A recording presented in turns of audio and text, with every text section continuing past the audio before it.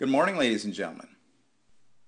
Last week I was in Berlin as part of the Automotive News Congress, and in his opening address, the publisher-in-chief Helmut Kluger pointed out a very peculiar fact, that while the majority of the automotive industry is talking about crisis, some of these companies are posting record-breaking revenues as well as profits.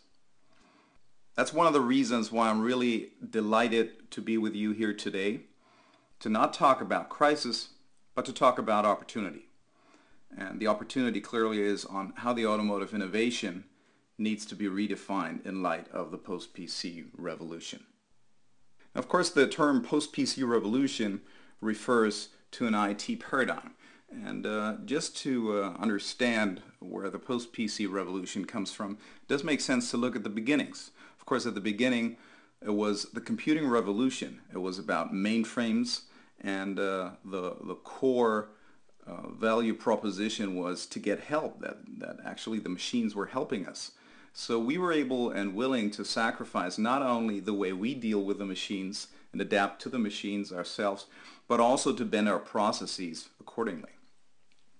And the next step, of course, was a huge step ahead with the personal computing revolution, the PC revolution, because for the very first time we could adapt the machines to the way our processes worked. The only downside was that these machines were still very complex to work. And so the personal computer was something that changed our lives forever, and it did so to the better. But it was very much us adapting to the personal computer. The business model behind it, of course, was selling PCs and then selling software. And software was already one of the first problems we saw, because when the software was very high from a price point of view, we did see a lot of software piracy. And of course we try to compensate part of it and amend the business model with services. Now, with the post-PC revolution, it was an evolutionary step, but also a revolutionary step, because the main revolution was that no longer we were adapting to the devices, but the devices were adapting to us. And the best indicator, of course, is that we no longer need a user's manual to understand how these things work. Also, it was not only about the hardware, but it was much more about, or software, individual software. It was much more about mobile solutions. And interchangeable devices didn't really matter which device you held in your hands, because the solution was available throughout all devices that we used, whether it was a handheld, a tablet, or a PC, or anything else. And so it was, there's a high degree of individualization going on. You hardly have two people around the globe who are using the same set of hardware and solution combinations. And the other thing that's really breathtaking is the seamless integration of information. So this is what the post-PC revolution is all about, and it would be pretty fair to ask the question, how does automotive innovation need to be redefined in light of the post-PC revolution? Let's do a reality check. What's available already today? Well, one of the things we see is apps integration, and apps is all about post-PC, right? So this is a good thing. This is the first step. But when we closely look at this, the apps integration is not quite as far advanced as we would like it to be. And I'm just going to pick one example. If you, for example, use apps integration with the web radio streaming, you may have chosen a web radio app on your mobile device. And when you want to take it to your car, you discover that the apps integration is able to do that, but not with the app that you chose, but with the app that the manufacturer chose for you. So you have to remake that choice of which web radio app you're going to use for that. With some of the other apps it works better, but there are not quite as many options, such as Facebook, etc. The second thing that's really cute is the vehicle remote. And the vehicle remote is basically controlling certain functions of your vehicle, such as closing it, locking it, opening it, finding it, and also putting on the heat, or closing the windows in case you forgot. So quite a few features there. And maybe one of the original features of the post-PC revolution was the Google Send to Maps, where you log on to Google Maps and you send GPS coordinates to the vehicle, you hop into the vehicle, and you're good to go because the nav is already programmed. Also, news, weather, and all other value-added content that's available within the vehicle, and it's part of usually the navigational system. You can wirelessly stream audio and or video to the vehicle from your mobile device. Web radio is a big thing with a lot of potential for the future, not necessarily as a business model for the car manufacturer, but it's vital for the consumers if they want to bring it to the vehicle.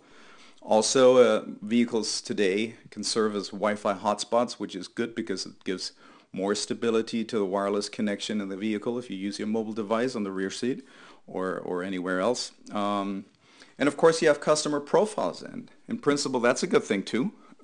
Customer profiles are great because they save all your settings in the vehicle. You can export them and you can import them, but I don't know whether you've tried this yourself.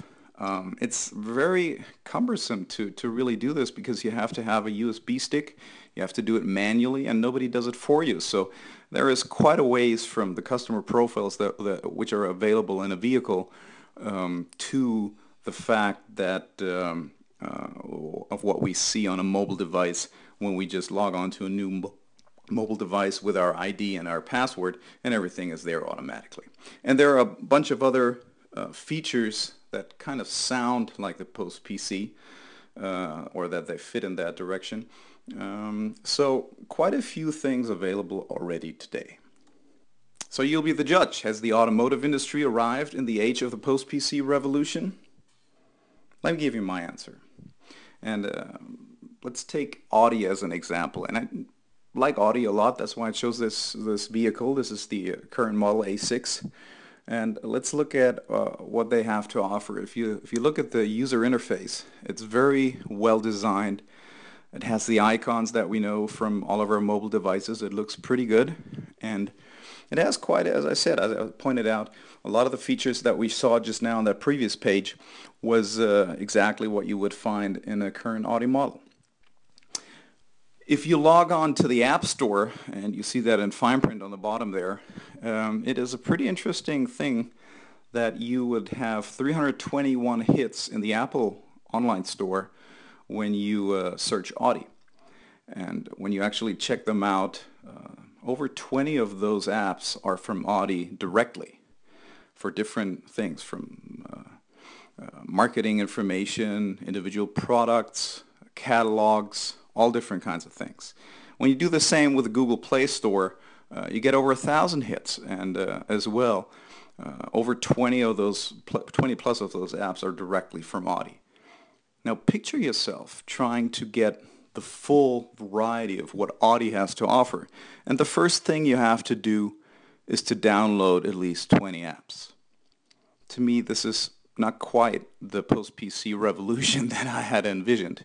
So a lot of good content there, without a doubt, but at the same time, the ease of use and the seamless integration that we were hoping for, and which we are getting used to as using our mobile devices as they're set up by Apple and Google, not quite at that point there for the automotive industry.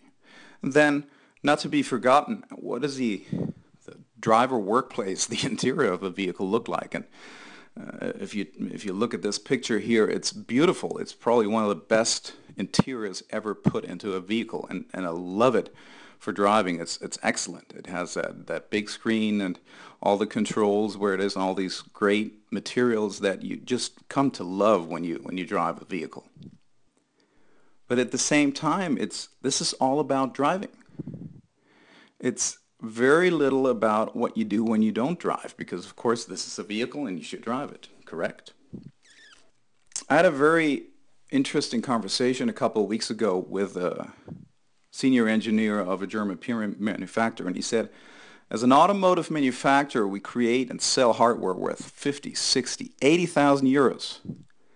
Yet the only value proposition to our customers remains to be the original pleasure of driving.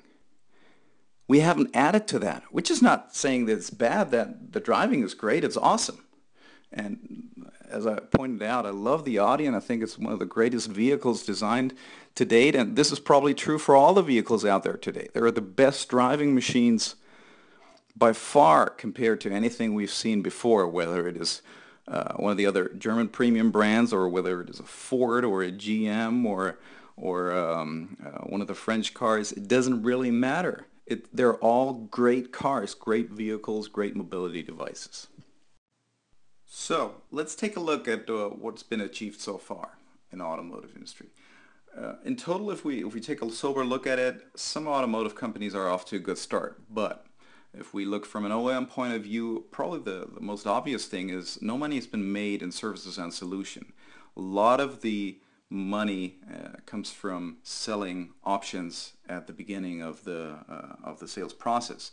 So a very traditional hardware business model, not really new, and definitely not post-PC. It's very old school. It's good. It's carrying the automotive manufacturers, but it's a clear indicator that the post-PC revolution has not been mastered from the automotive side. Also, if you look at the customer mobile devices, ease of use, the ease of use for the mobile devices is great, but once you sit down in a vehicle as a driver, it becomes very limited. You basically have three value propositions. The one is receiving or making a call, which is not new at all. It's not post-PC because it's been around since the early and late 70s. And it's really taken a hold in the late 90s in the mass market. So this is not about the post-PC revolution. One of the things you can do today, you can have the system read your email with a Siri-like function. You can also interact with the vehicle or with some of the apps or some of the functions that the mobile device is able to integrate in the vehicle. And some of it do it better and some of it do it not quite as easy, but all in all, the ease of use is much more clumsy if you're a driver in a vehicle trying to use your mobile device, because you're not allowed to touch the damn thing while you're driving.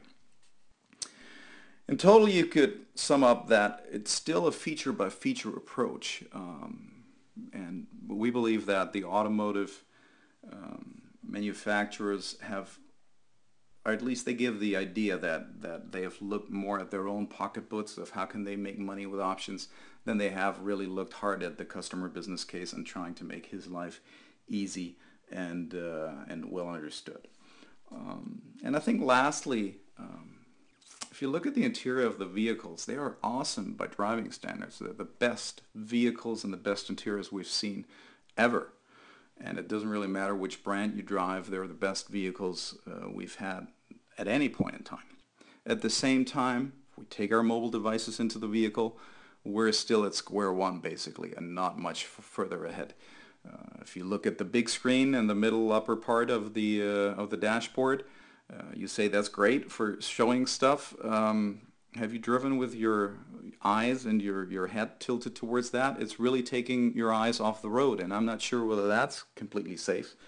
But we don't believe that's the final solution to do things. And overall, the flexibility of the displays and the controls is just not at that level where the post-PC devices are today already. Somebody said, well, we're going to add a Siri button very soon, so we get the full voice control of Siri in the vehicle. And in principle, that's a great idea. But if we just add a button for every time we need something, we may end up in a completely wrong neighborhood. And just to illustrate, I brought you a picture of a Boeing 707 Lufthansa from the early 70s, where every function has its button and every gauge is dedicated to a certain function that you need to fly the airplane, and that's what it looks like. But at the same time, if you look at a current model, and I brought you another picture here from an Airbus A350 latest version, you see a completely different setting in the cockpit. You see those 9 huge TFT flat panel screens that are very flexible to show anything you need. A lot of the other buttons are removed, only the bare necessities are still there. They automatically adjust to whether the plane is taxiing or whether it's taking off or flying or changing course or whether they're approaching the airport again. And so a completely different design and how to reduce complexity for the pilot, even though the complexity compared to the 70s has risen probably by a factor of 10 for the pilot. It looks much cleaner, much more focused, and much more flexible than any cockpit we've seen in the past. And of course, in the window areas, you see the head-up displays for the pilot and the co-pilot, and down below you see the joysticks to fly the sucker. So a completely different paradigm on how to deal with complexity in the driving situation. Let's look at the paradigms of automotive and post-PC, because we believe that actually there are quite a few commonalities, and we start out with those. First of all, having a brand that's really great and has great reputation and building hardware that is superior design is really key to anything we see in the world. So purchase decision drivers are really no different between the post-PC and the automotive industry. Second of all, ease of use and flexibility towards customer preference and a best-in-class quality are what makes you successful in the usage phase. So satisfaction drivers are the same as well. If we move on and say, well, where is it not the same? Where are the conflicts? Let's start out with automotive.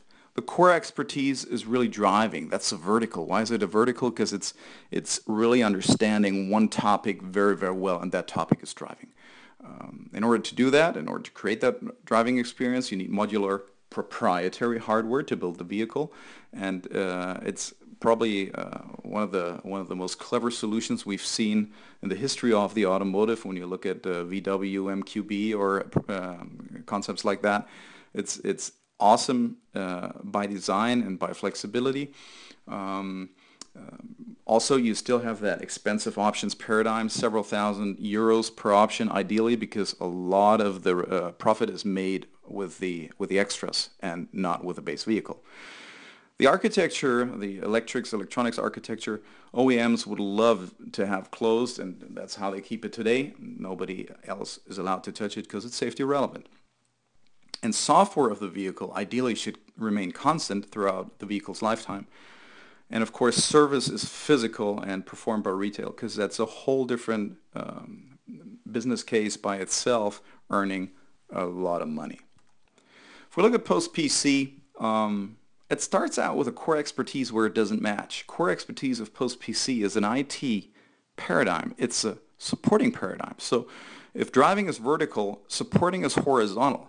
And that these two things don't like each other, we know that from experience every day in our companies, because the matrix organization is not something that comes easily to humans. If we move down with the hardware, with post-PC, it's a lot about standard hardware components. Apple has deviated a little bit from that path, and I think from the premium point of view that may be a success factor, but in the mainstream area, especially with the Android world and the component manufacturers that build mobile devices on Android platforms, it's still about standard hardware components. The options paradigm is completely different. Post-PC have realized at the point of sale of the modal device, the willingness of the customer to pay for extras is extremely limited, almost zero. That's why they have developed a completely different path, where once you've bought the vehicle, the mobile device, once you're in the usage phase, you are slowly teased and tempted into upselling, upgrading. You always start for free and for zero, and then after a while you start with a little extra and you say, well, I can do that, and then after a while it becomes more expensive, and at the end you look at it and you realize they pulled out the money out of your pocket, but they done it in a way that was compatible with your willingness to spend money. Architecture is rather open as opposed to closed, and a lot of partners actually contributing to the whole customer experience. In terms of software, you don't want the mobile device software to be fixed. You want it to be flexible and upgraded frequently, and you also want the service to be virtual. You don't want it to be physical, because it happens so many times that you have to pay for every physical service and get so much goodwill that, or you have to give so much goodwill to the customers. You rather not want to do it. So the post-PC paradigm is service is virtual, never ever involve a human in it as long as you can avoid it. So in total, I think the biggest difference that we see is that if the post-PC paradigm puts the customer in the center, the automotive paradigm still puts the vehicle in the center of attention. And if you don't believe that, I challenge you, please go to a service station of any of the manufacturers here in Berlin or in Munich. What you will find is that you will be greeted with your name. Hello, Mr. Kellermann, glad to see you again. And what is the second question they're going to ask me when I get there? The second question is going to be, what is your license plate? Because at the service station, I'm not a person. I'm a license plate, because the license plate identifies the vehicle. And my name is attached to the vehicle, and it's not the case that I'm the customer and the vehicle is attached to my name because there are a lot of vehicles over time. It's the exact other way around. And it may seem a small difference, but it's a world of a difference in terms of how all the concepts and how the processes are centering around vehicles in automotive as opposed to the customer and the post-PC. So, how do we get it right? Quite straightforward. We believe there are 8 key factors for automotive to leverage the post-PC paradigm so that it actually turns into a billion-dollar success. Let's start at how does the whole thing get off the runway? We've taken part in so many top-level management discussions where the objective was to find the business case with a customer for all of these new brave new future business cases. And the sober result was we didn't find it. Telematics, remote update, all these service solution integration things, some of these hardware options we can sell at the point of sale, but all the other things where we try to make money from the services and the solutions, we just don't see the business case. We don't believe the business case is big enough to finance all the upfront investment that the automotive OEM needs. And realizing that, we say, let's not look at the customer for that business case, but let's look inside. And the biggest factor there is warranty. And I already hear the cry out, people saying, well, if we look at our books, the warranty for software and electronics, non-hardware issues is not that high today. And I'm saying, yeah, exactly. It's not high today. That's why you don't need it today. But you're putting so much software in the vehicle tomorrow and definitely the day after tomorrow, you're going to die from that. Why? Because we don't know a single company in the world who can create flawless software. It just doesn't happen. And because software engineers realize that they can't make it perfect, they found a different solution to it. And the solution is a remote update of the software so that the user is not bothered. If you tell us, well, you know, it has to be safe, we're all about it, but let's talk about that a little later. Second of all, it's not only about warranty, it's also about goodwill. If you go to a service station and you will complain about your iPhone not connecting or some of the features not working right, theoretically, you should be turned away. But that's not what happens, because the employees realize when they turn you away, you will probably not return as a customer. So they will go out of their way to fix your issue, and they will spend lots of money to fix your issue. But they have to hide some of it, because most of it is not really refundable with the OEM. So a lot of goodwill is being created. And for example, if they have my car in the station for a week, drive a replacement vehicle, we found that a lot of these replacement vehicles are test drive or are logged onto some other issue so that they will not appear. So a lot of the money you cannot see in the books, but it's actually there, and if you put a solution to it, you will benefit from that money. The third factor, not the biggest business case driver, but it is money, it is serious money, is how much money we spend on customer intelligence, on market research, surveying customers. And we realize a lot of that stuff, even though it's expensive and it takes a lot of time, it's not very good. We cannot really use it that well. We believe that using all the insights we have from the car, what buttons the customer pressed, etc., is something that we should get systematically every time he sits down in the vehicle. We should find a way to survey the customer in the vehicle or closely thereafter, using or taking advantage of his use of the mobile device and maybe the app that we have from our company onto that device. So a lot of things there, but if you look at it, if you don't believe there's a business case, maybe you can see that you should do it for risk reasons. We've seen with the recent recalls in the industry, especially Toyota being hit hard, that recalls kill you on two ends. They kill your reputation in a flash, and secondly, and most importantly, they also really present a high cost element that you can hardly plan for. If you're able to fix all this with the push of a button, without people running around, without customers being forced to drive to the service stations, that would be a huge risk reduction. And of course, for all the hardware things, you still have to do that, but you're automotive engineers, you know how to get hardware to a point where it's pretty fairly safe, and we have only a limited number of recalls. The worrying thing is really the software part, because as I said, software cannot be built perfectly, not nearly as good as hardware. And for all of these three factors, the risk reduction, the risk improvement is extremely high. So we believe the internal business case is really what pays the initial investment. The second key success factor is to decouple the vehicle life cycle from the IT life cycle. If we just start out from the innovation life cycle times, if you look at infrastructure such as fuels, roads, etc., usually it takes over 30 years for them to get onto a new level and embrace a new technology. With the vehicle's architecture, it's really 15 to 20 years depending on which manufacturer you look at. So every 4 to 5 years you see a new model, but it's not really new architecture. The architecture really remains for a longer period of time. The electrics and electronics architecture is much faster paced, 4 to 5 years. Software in the vehicle is about every year. You see a lot of changes, but let's not be forgotten, it's not like on a mobile device you just upgrade. The vehicle that's been sold with that software, even though there's a new version, does not get upgraded.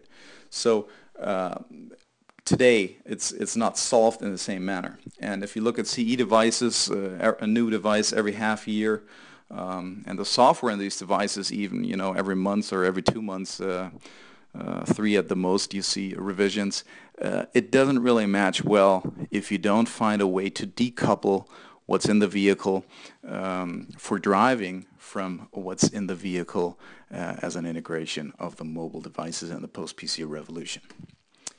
The third success factor, we believe, is being customer-centric in terms of ease of use and seamless integration of information. Ease of use, as you see with that picture here, it has to be child's play. We don't want manuals. We don't want to engage an app on the phone before we get into the car. Everything has to be automatic, and that's how we want it. Second of all, the distribution of information across the different devices has to be automatic as well. That's what cloud service is all about. So if I take my mobile device into the car, I don't want the mobile device to transfer information to the vehicle.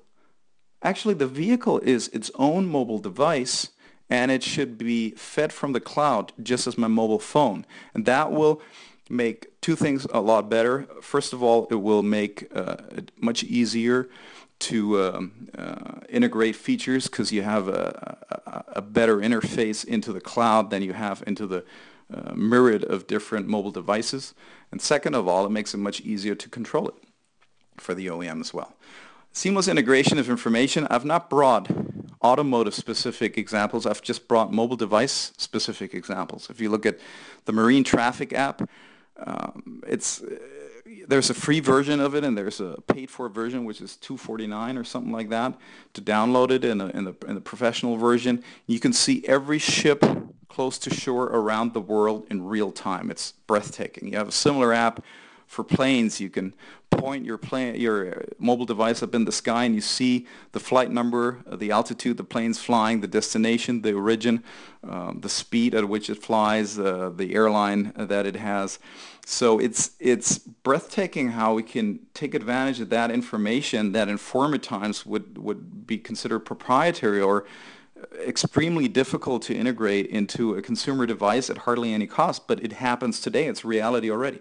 And just to add a little color, I took a third example with Shazam. I'm not sure whether you've tried this yourself or not. Shazam is a software, an app that will listen to any music you hear anywhere, and then it will analyze that music, tell you what the song is, and now comes the important part, and then you can push on that little iTunes button and you go to the music store and purchase that music. So basically from hearing the song to buying the song, probably it's less than 10 seconds.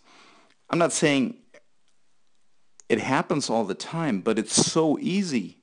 It's so well integrated, so seamlessly integrated that it really works perfectly. And it makes it so tempting and so easy to listen to it and purchase it. And it's probably one of the biggest drivers of reducing music piracy because it makes it easy to purchase at a reasonable price. The fourth, well, actually, let's take a detour here. Have you read these numerous articles on the Generation Y does not have a car on the top 10 wish list? I think that's true. That is the correct answer to that question.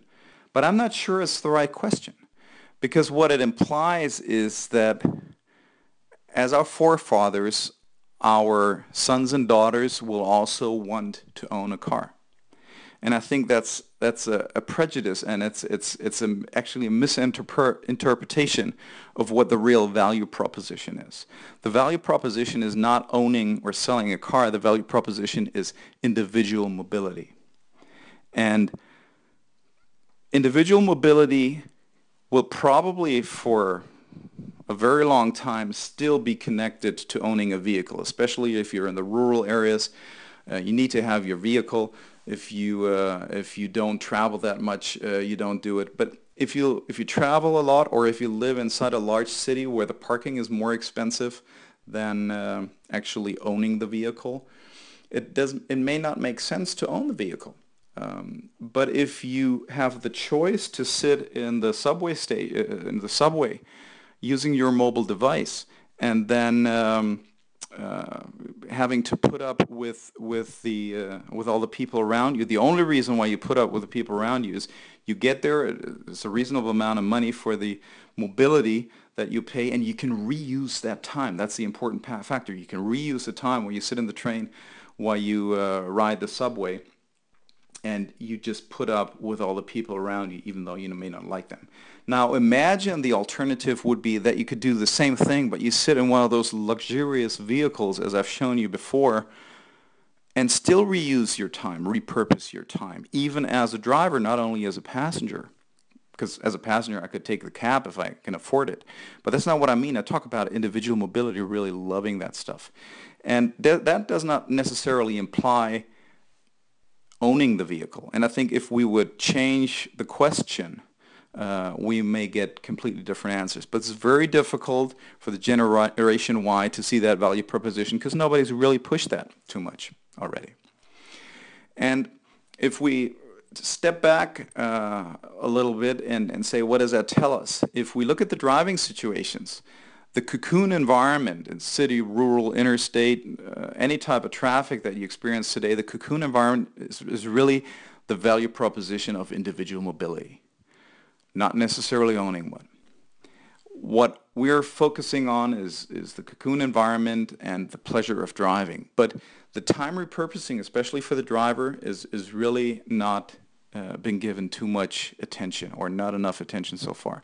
There are actually quite a few situations where we'd love to not drive, even as a driver, but to really repurpose our time. When you're driving the city, when you're out on the country roads, when you're in congested traffic, definitely, and parking and pickup of the vehicle is also something where you don't really want to do it yourself. You just want the result. Not to be forgotten, there are some areas where you actually want to drive the sucker yourself, put the pedal to the metal, but that's when there's no traffic, when the roads are nice, and where you really feel like it. So actually, time repurposing for the driver does not take away from individual mobility. It actually adds to the individual mobility. We think it's one of the things that is imperative, and we believe it's very customer-centric to see it that way, to provide them with opportunities to work while driving, to relax while driving, to be entertained while driving. And we believe that this will be the single biggest push towards autonomous driving that we've seen at any point in time in the industry. Even if you're the most dynamic brand, autonomous driving will be imperative to have an advantage over companies who just provide regular, standard, old-fashioned vehicles. The fourth key success factor is zero cost per transaction for post-PC solutions. Sounds easy, but I haven't seen very many automotive engineers who believe in this. And I think it's important to understand that you don't have to believe it. It's already reality today in other industries apart from automotive. If a telecommunication company sends you an electronic invoice, the cost of transaction for that invoice is zero or close to zero. The cost for the infrastructure who produced this is probably $1 billion or more, so a lot of money, but it scales perfectly because it doesn't matter how many transactions you put over it. We see the update infrastructures from Windows, from Microsoft Windows. We see the update infrastructures from Apple and from Google. We do see the stores from Amazon or from eBay, and their cost per transaction is almost zero for the electronical side. And we haven't really embraced that paradigm, and it's so pivotal for the post-PC revolution to take a foothold and add value to the automotive industry. If you try to engineer your processes around the paradigm that zero cost per transaction is what it needs to be at the end. So all the pet peeves of automotive, personal interaction, physical delivery of physical services, they have to stop to the biggest extent possible, because that's what is not post-PC in that part. If you try to throw me out of the window with that statement, it's pretty fair and safe to do that, but the problem doesn't go away. If you look at it, and we've done that numerous times from all different kinds of angles, you have to look at it that way and try to find new ways as compared to today.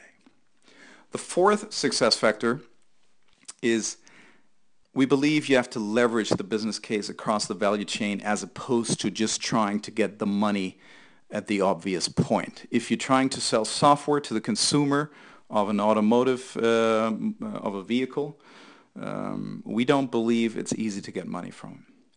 We do see a similar situation in the mobile devices industry with Apple. The first iCloud was called Mobile Me, and it was a complete disaster because it cost 79 euros. Take rate was horrible. Satisfaction was horrible. On the second try, they did it for free. The iCloud is for free, but of course it's not for free. Just the customer thinks it's for free. It's priced into the price of the device, but the consumer is not able to understand where it's priced, and overall he believes he gets a fair deal. We believe we have to think about these types of things as well, especially if you look at how much money is made in the apps. This is kind of an old stat from 2011. And it says the majority of downloads from the App Store are for free, so not paid for.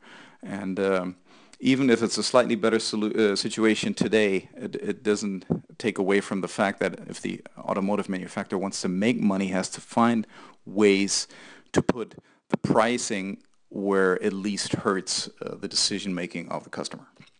The fourth success factor is be the fastest in terms of time to customer. I don't know about you, but I think the most hideous crime that Apple has done to us is that when that little red circle lights up, as opposed to thinking, well, another bug, another shitty software, we have to get it fixed again. We believe, wait, I wonder if there's a new feature hidden in there. So they have found a way to actually couple bug fixing with feature upgrades, feature enhancements, and as an end result, they actually succeeded in making us feel quite comfortable and quite happy about updating all the time. It's insane if you really look at it, but psychologically it works. It works like a charm. And at the same time, automotive manufacturers that I've talked to, they think it's kind of, it's illegal practice or black magic or something that's unethical. But look at it soberly. It works, and I think consumers will embrace it in automotive and eat it up if they're able to upgrade the looks and feel of the HMI to the 2012 version, even though they only drive a 2010 model. They will even put up with the fact that it's slightly slower or that some of the features are not fully there, because that's the reality they see every day on their mobile devices. They love that stuff. Why not give it to them? And give it to them for free. Don't sell it. It doesn't make sense because the benchmark is you don't pay for it. Price it in something or together with something else and you will make it work. The other thing is partnering. If we only had the apps on the devices that were sold at the point of purchase, at the time of purchase, we would be nowhere in the post-PC revolution. The post-PC revolution is all about apps, apps, apps, creating new stuff. And we realize Apple hasn't come up with all the right ideas. Some of them were horrible and some of them were just boring, and a lot of other people came up with completely insane ideas, and a lot of these people didn't make any money with it, but some of them did. And you have about 700,000 apps in the Apple Store, about a similar number in Google Play Store. These are all current stats, and that's what really creates the attraction to the customer. I have a solution for my need, and if I don't have it today, probably if I check back in 2 weeks' time, there is an app for me. Why not invite the world to really add to the vehicle in a safe place where it doesn't affect the safety of the vehicle, but where it affects the lives of the customers in the vehicle in a positive way, and really take their creativity in. And if we find that they really struck gold, we will just pull it back in, and the OEM can decide to create that app themselves or purchase that company and make it his. The seventh key success factor is, and we really believe that, is regional development and decisions. If you need to act quickly, if you need to differentiate your value propositions between North America, Europe, and Asia, picture yourself trying to convince somebody in Munich, Ingolstadt, Wolfsburg, Rüsselsheim, Cologne, Detroit, wherever, that you need a great new software feature or another thing in the vehicle through a change control board back at home at the headquarters. It just takes too long. We don't believe that's the right path to do it, and we believe there needs to be a certain amount of flexibility that every region can cater for their particular needs. And just as an example here, if Europe and North America may be all about autonomous driving as a value proposition to the driver who takes his mobile device, Asia probably may not be, and especially China may probably not, because they have a driver. They may not need the autonomous driving. They may to have a completely different thing there. And I brought you another example here, which is the Bentley. And if you look at it, it looks awesome. What you see here is actually a couple of iPads, an iPod for music, and also actually a Mac in the trunk. So it looks awesome. Does that mean they've solved the issue? I'm not quite sure. For those of you who are familiar with the Apple universe, those are 4 devices in a car. You can only activate 5. You already had 4 in the car. That doesn't make really a lot of sense to do it that way. Plus, you don't need the iPod when you have the iPad, because the music with Music Match could be anywhere. So this is only the beginning, and picture the car is sold after 3-4 years. This stuff is ancient after 3-4 years. How can you get it out? How can you integrate into the new stuff? So good starters, and of course this is what money can buy today, the very epitome of it. But we can I think there's some room for new ideas as well here. The last and the final key success factor, in our opinion, is the OEM has to own the vehicle channel, and he has to own the risks associated with it. What does that mean? Of course, the owner of the vehicle itself, and the driver have to be telematically attached to the OEM. This is no news. This is reality today, almost with every hardware and OEM manufacturer today, and even some of the suppliers with their systems. Quite a few things have added since then. The Car2X environment, the headquarter information exchanged with the vehicle. I was talking about remote market intelligence, surveying customers, about identifying all the needs of the customers, maybe the mistakes he makes in using the devices or the buttons or the functions in the vehicle, and at the same time all the diagnostical insight that you have from the vehicle is something that you will not only want to keep with the service station, but you want to have it in headquarters. All the financial records, the rental records, the used vehicle transactional information, the customer interaction center, the training information. If you want to stay true to the ambition of not only talking about the vehicle but also knowing your customer, all these things have to be integrated. Not necessarily physically, but with a data-driven process, with a big data process. And that means that everything you create in or out needs to somehow end up with the OEM centrally. If you tell me that it's difficult to do it with data security standards, that we don't know how to handle the legal issues, true, fair, but that shouldn't keep you from doing it. And if Germany's not the best country to start it somewhere else where it is. Because ultimately I believe you will be able to find a way that really adds value to your overall ability to innovate and to understand the customer and his use of the vehicle and his preference on how to use the vehicle much, much better if you do all of these. And ultimately you have to invite your partners, and this is probably the biggest part about owning the channel. If a partner can work his value proposition by just using a Velcro strip and attaching the iPhone to the dashboard, the OEM has actually no benefit from that. So every time you have to combine something that the partner wants to do with something that the vehicle has as terms of information or that he needs as an interaction, which can only be performed by the customer in the vehicle, it needs to go through the OEM. And that's what owning the vehicle channel is all about.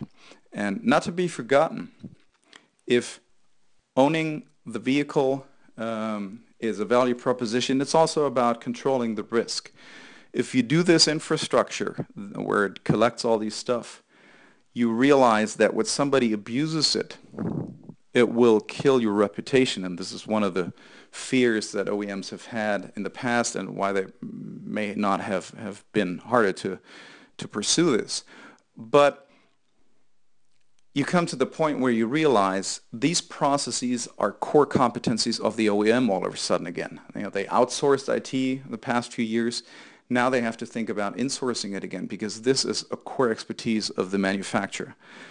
Just as eBay or Amazon are doing this in-house because that's their intellectual property.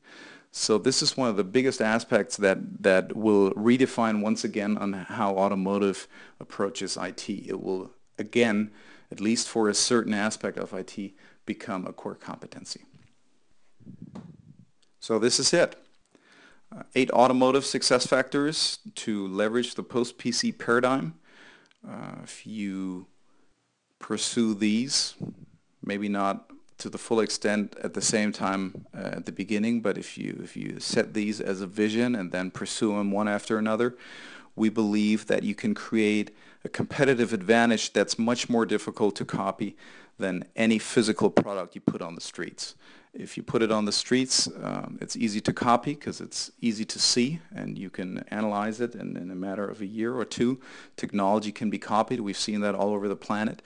And at the same time, we've seen that in the post-PC revolution, companies like Amazon, Google, Facebook, Apple, and all these companies have been able to bridge so many different value propositions into and merge them seamlessly into one large conglomerate that it makes it very hard for the customer to actually be disloyal and leave. So it will really be a huge factor that's difficult to copy, especially, and that should be good news, especially for those companies who are being pursued by very simple vehicle value propositions, cheap and easy. Cheap and easy is the exact opposite of this. This is a premium customer care process, and we believe it's one of the best things we can do to make sure that we stay ahead for a long period of time in automotive. So, who will be first to get it right? Just a quick final look at this. It's a great opportunity. That's how I started my presentation. It's about opportunity, correct? New companies strive on opportunity, Facebook and Starbucks and all that, and they become market leaders, and a lot of the market leaders we see today, of course, started out by opportunity. But when we really look at it, not necessarily they are driven by opportunity, but if you're a market leader, oftentimes you're actually driven by competitive threat. McDonald's did not embrace the McCafe out of an opportunity, but out of competitive threat from Starbucks. And IBM has been able to redefine themselves quite a few times in their lifetime. And a lot of the companies really only when they're faced the end of life of their current business model really look at opportunity and innovation again. Of course, copycats really love if anything new takes place, because they will just copy that business model and try to make money on it, and that works successfully as well. And then of course you have some innovation leaders, and some companies have a niche value proposition where they remain to be leaders. And of course it's going to be interesting to see how Apple will continue and Google will continue. Will they be driven by competitive threat, or will they continue to drive and thrive on opportunity? What's for the automotive industry? I think it's very difficult to see, very hard to see. Difficult paradigm differences between the two worlds, the two industries. On who moves first is left to be seen, but if not for the people here in the room today, who else can give that answer? So let's all work on this and see how it turns out. Thank you very much, and I look forward to your questions.